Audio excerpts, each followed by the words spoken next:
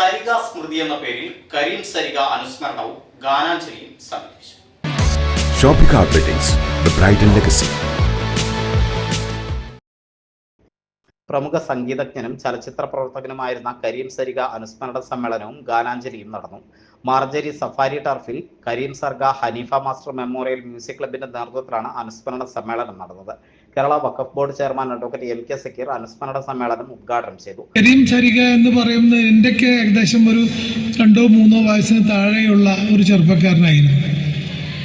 ഈ എഴുത്തിനെയും ആ എഴുത്തിനെ സംഗീതവൽക്കരിച്ചും അതുപോലെ തന്നെ നാടകരചനയും മറ്റെല്ലാ സാധ്യമാകുന്ന എല്ലാ പ്രവൃത്തികളും രൂപകൽപ്പന ചെയ്തുകൊണ്ട് മാറഞ്ചേരിയുടെ കലാഹൃദയത്തിന് നേതൃത്വം കൊണ്ടുപോകവേ ആ യാത്രാവേളയിലാണ് അദ്ദേഹം നമുക്ക് നഷ്ടപ്പെടുന്നത്.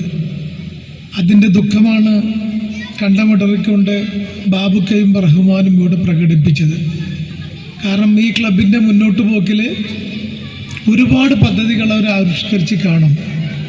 ഈ നാടിൻ്റെ ആവിഷ്കാര രൂപങ്ങളിൽ ഒരുപാട് പ്ലാനും പദ്ധതി ഇട്ട് മുന്നോട്ട് കൊണ്ടുപോകവേ എങ്ങും എത്താത്ത രൂപത്തിൽ തുടക്കത്തിൽ തന്നെ നഷ്ടപ്പെട്ട നേതാവിൻ്റെ ഒരു വിരഹ കഥയാണ് നമ്മളെ മുന്നിൽ ഈ ഒരു വർഷത്തിൻ്റെ വിടവ് കൊണ്ട് അവതരിപ്പിക്കപ്പെടുന്നത്. മലയംകുളത്തേൽ വഹാബ് ബാബു അധ്യക്ഷനായി, അഷ്റഫ് കലാഭവൻ മുഖ്യാതിഥിയായി, അബ്ദുറഹിമാൻ പോക്കർ, വി.കെ. ഷിയാബ് എന്നിവർ സംസാരിച്ചു.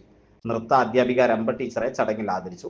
കരീം സരിഗയുടെ ഇഷ്ടഗാനങ്ങൾ ചേർത്തുകൊണ്ട് കരീം സരിഗയുടെ സഹപ്രവർത്തകരായിരുന്ന മലപ്പുറം, തൃശൂർ, പാലക്കാട് ജില്ലകളിലെ കലാകാരന്മാർ അവതരിപ്പിച്ച ഗാനാഞ്ജലിയും ചടങ്ങിന്റെ ഭാഗമായി നടന്നു.